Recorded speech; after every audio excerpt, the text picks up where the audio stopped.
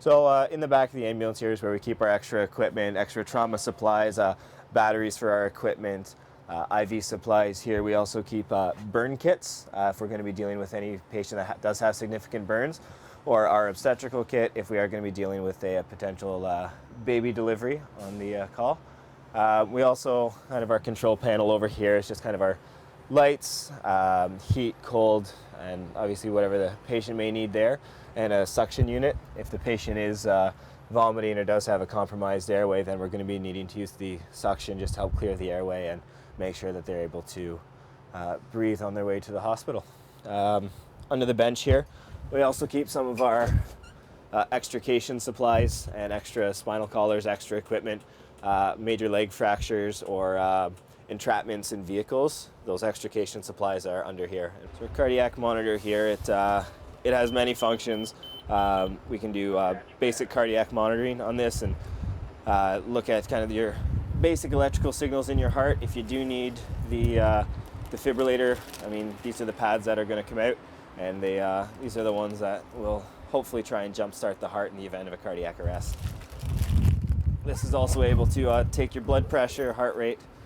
You can check your blood sugar if there's a potential issue there, diabetic problem. We do try and keep some extra supplies in here so we're not left scrambling on a call. And right here we've got a variety of different blood pressure cuffs for different arms. We have oral airways in the event that there is some kind of airway compromise, various different oxygen masks depending on the patient's needs, our oxygen tank, and we do keep some extra sheets in here as well.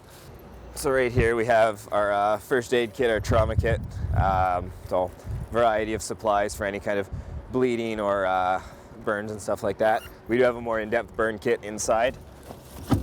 Our spinal trauma kit, set up for any person with a potential neck and head injury. Our spinal injury rolls, the cervical collars to support the neck in that event.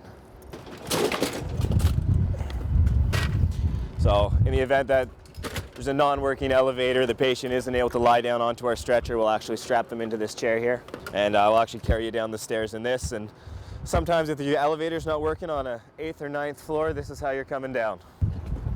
Spinal boards, if there is kind of the injury we were talking about before, you'll end up strapped to that. And also we have this portable stretcher just to be able to hike you out of hard to access spots. If you're down like on a sports field in a ravine, something like that, you'll end up strapped to this, and it does a very similar job to the spinal board there. So coming into the front cab here, anytime we receive a call, it comes up on the computer system here.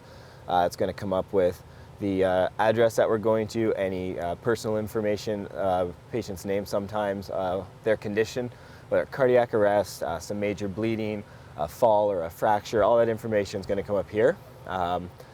After we get that, we're going to communicate with our dispatcher via the radio here. This is the City of Toronto radio system. So we do also carry the provincial radio if we do end up outside the city limits. And then when we're responding to the call, this is our control panel, and we're going to have our lights and our sirens right here.